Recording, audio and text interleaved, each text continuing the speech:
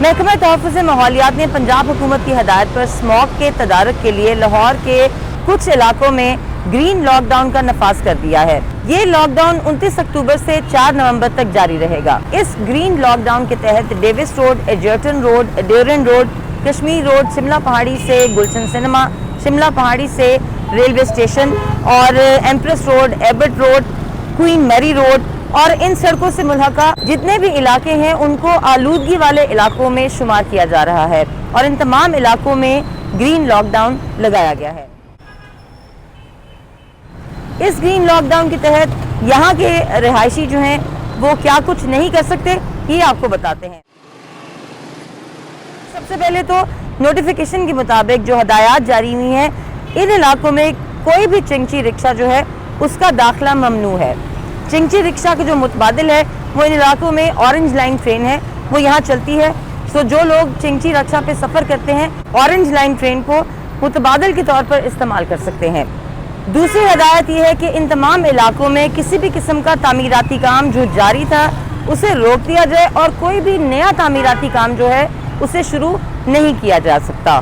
ان تمام علاقوں میں جہاں کہیں بھی کاروباری مقاصد کے لیے جنریٹرز کا استعمال کیا جا رہا تھا اس پر بھی پابندی عائد کر دی گئی ہے۔ یہ تمام علاقے جو ہیں یہ اپنے کھانے پینے کی سرگرمیوں کی وجہ سے کافی مشہور ہیں، لیکن اب ہدایات کے مطابق رات 8 بجے کے بعد سڑک کنارے کسی بھی قسم کی کوئی بھی کھانے پینے کی سرگرمی یا باربیکیو جو ہے اس پر بھی پابندی عائد کر دی گئی ہے۔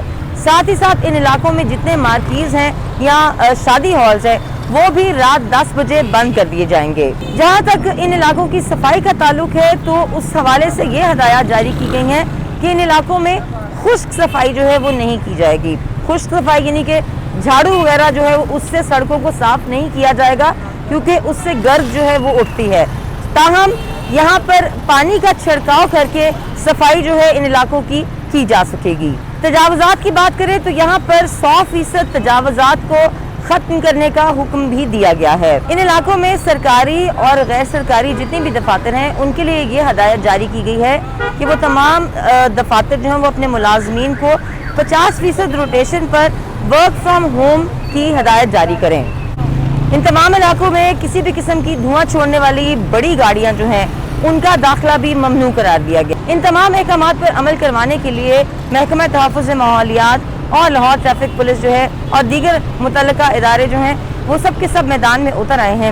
خاص طور پہ اگر لاہور ٹریفک پولیس کی بات کریں تو وہ تجاوزات، غلط پارکنگ اور دھواں چھوڑنے والی جتنی بھی گاڑیاں ہیں انہوں نے ان کے خلاف ایک سخت کریک ڈاؤن جو ہے وہ شروع کر دیا ہے۔ یہ بھی یاد رہے کہ جو بھی شخص ان احکامات پر عمل نہیں کرے گا اس کے خلاف قانونی کارروائی کی جائے گی۔